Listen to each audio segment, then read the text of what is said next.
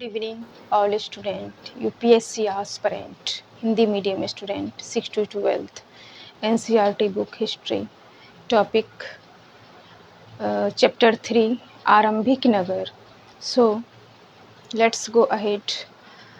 पुराने भवन का संरक्षण. जसपाल और हरप्रीत दोनों दोस्त थे. अपने घर के पास गली में क्रिकेट खेलते थे. उन्होंने देखा कि कुछ लोग उस खंडर घर की तारीफ कर रहे थे जिस गली के बच्चे उसे भुतहा घर कहते थे.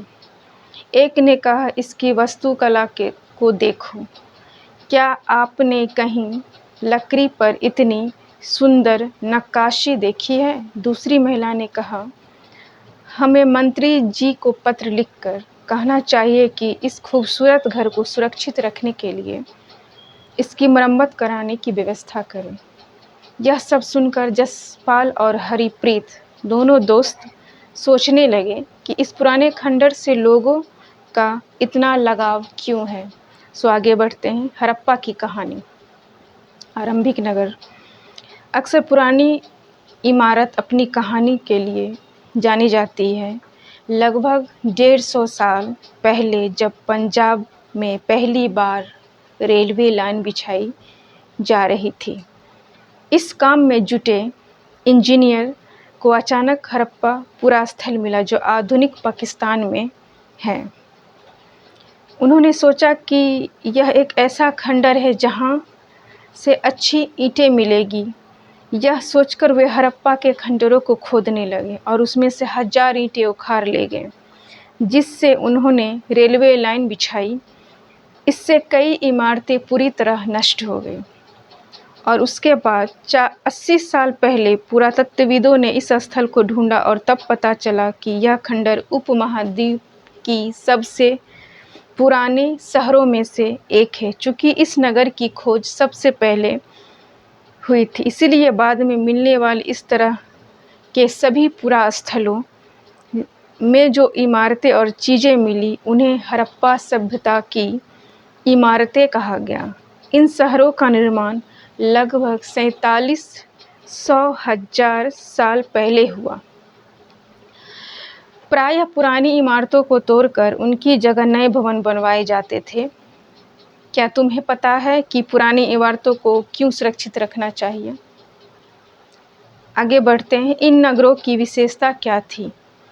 इन नगरों में से कई 2 या उससे ज़्यादा हिस्सों में विभाजित किया गया था. प्रायः पश्चिमी भाग छोटा तथा लेकिन ऊंचाई पर बना था. पूर्वी हिस्सा बड़ा था लेकिन इसे निचले हिस्से में बना था, यानी निचले इलाके में था. ऊंचाई वाले भाग को पुरातत्वविदों ने नगर दुर्ग बोला और निचले हिस्से को निचला नगर बोला जाता था. यानी ऊपरी हिस्से को नगर दुर्ग और निचले हिस्से को निचला नगर बोला जाता था. दोनों हिस्सों की चारदीवारियों पक्की ईंटें की बनाई जाती थी. इसकी ईंटें इतनी अच्छी पकी थी कि हजारों साल बाद आज एक उनकी दीवारें खड़ी हैं. दीवारें बनाने के लिए ईंटों की चिनाई इस तरह करते थे जिससे कि दीवारें खूब मजबूत रहे. कुछ नगरों के नरक-दुर्ग में कुछ खास इमारतें बनाई जाती थी. मिसाल के तौर पे मोहनजोदड़ो में खास तालाब बनवाया गया था. पर मोहनजोदड़ो में खास तालाब इसीलिए बनवाया गया था जिससे पुरातत्व ने ये पाया कि उसे महान स्नानघर कहा जाता था. जो तालाब को बनाने में ईंट और प्लास्टर का इस्तेमाल किया जाता था. इसमें पानी का रिसाव रोकने के लिए प्लास्टर के ऊपर चारकोल की परत चढ़ाई जाती थी.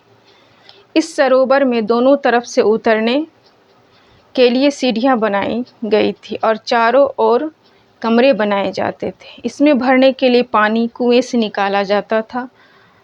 उपयोग के बाद इसे खाली कर दिया जाता था. शायद यहाँ विशिष्ट नागरिक विशेष अवसरों पर स्नान किया करते थे, यानी कोई बड़ा समारोह होता था तब उसमें नहाया जाता था पानी भर के, फिर उसे खाली कर दिया जाता था.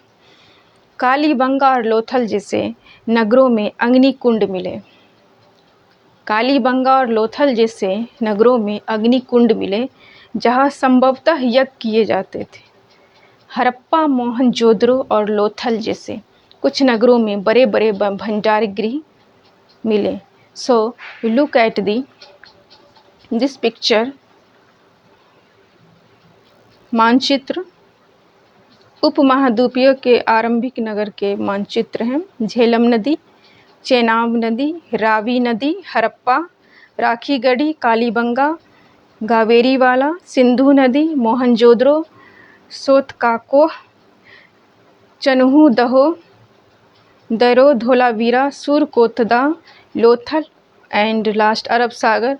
सो जितने भी पैलेसेस हैं, ये नदी हैं, सबको डिफिनेशन सब के बारे में समझाऊंगी कि कहाँ क्या इसके बारे में बताऊंगी। So you all student look at the board.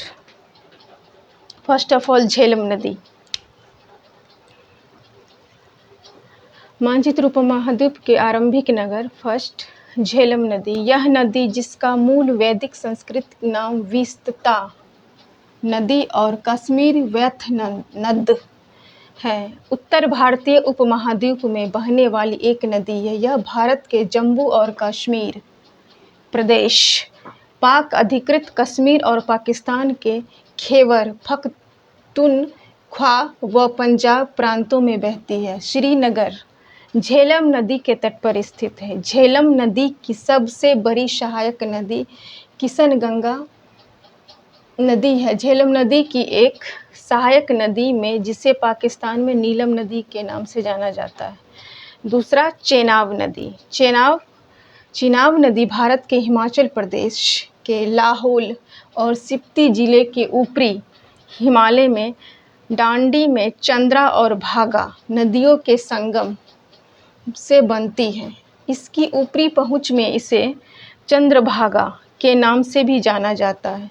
Chandrabhaga Chenab का प्राचीन नाम है। चंद्रभागा चेनाब का प्राचीन नाम है। चेनाब नदी हिमाचल प्रदेश में बारालाचा दर्रे से निकलती है। चेनाब की सहायक नदियां झेलम, रावी नदियां हैं। चेनाब और झेलम नदी के बीच का क्षेत्र चाज दोआब कहलाता है। लंबाई इसकी 960 किलोमीटर। देश भारत और पाकिस्तान की सीमा रेखा में स्थित है। सो आज के लिए इतना ही। नेक्स्ट क्लास में मानचित्र लेके उपस्थित रहूँगी। तब तक के लिए bye bye, take care till then, bye bye. My YouTube channel, like, subscribe and share. Thank you.